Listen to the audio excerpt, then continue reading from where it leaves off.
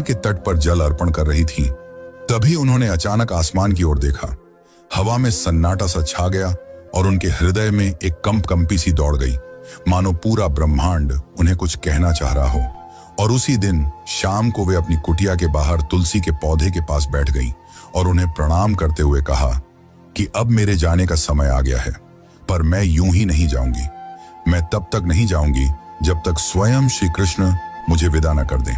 राधा ने कहा कि मैं अपना देह तभी त्यागूंगी जब श्री कृष्ण अपने साक्षात रूप में मेरे सामने आएंगे और प्रेम से मेरा नाम पुकारेंगे, राधे। उनकी यह इच्छा सुनकर गांव वाले चौंक गए और सोच में पड़ गए कि आखिर इतने बड़े राजा इस वृद्ध महिला से मिलने क्यों आएंगे।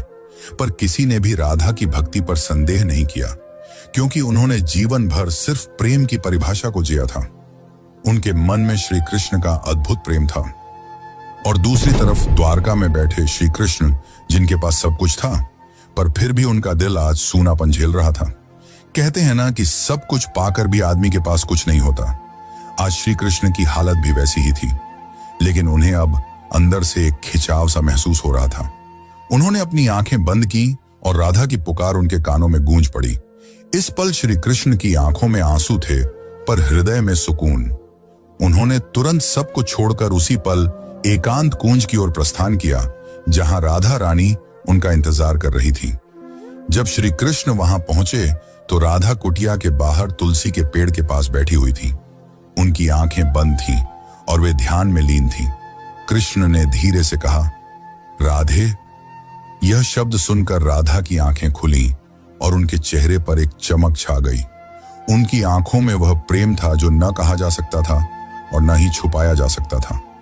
राधा मुस्कुराईं और श्री कृष्ण से कहा, प्रभु, अब मेरे जाने का समय आ गया है। अब मेरी आत्मा केवल विश्राम चाहती है। यह सुनकर श्री कृष्ण ने राधा का हाथ थाम लिया। अब राधा की सांसें धीरे धीरे धीमी होने लगी और उन्होंने वहीं तुलसी के पेड़ के नीचे अपने प्राण त्याग दिए। किंतु यह अंत नहीं था।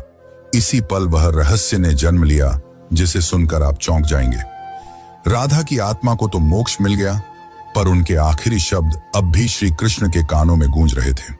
राधा ने अपने अंतिम पलों में कहा था, प्रभु, जब इस धरती से प्रेम का अर्थ मिटने लगेगा तब मैं फिर लौटूंगी। मुझे फिर जन्म लेना होगा, क्योंकि प्रेम जीवन का प्रमुख हिस्सा है और उसे मिटने नहीं दिया जा सकता। जहां राधा ने अपनी देह त्यागी थी, वहां एक नया पौधा उगाया जो तुलसी से भी अधिक उज्जवल था, मानो कोई स्वर्गीय पौधा हो। गांव के लोग उसे राधा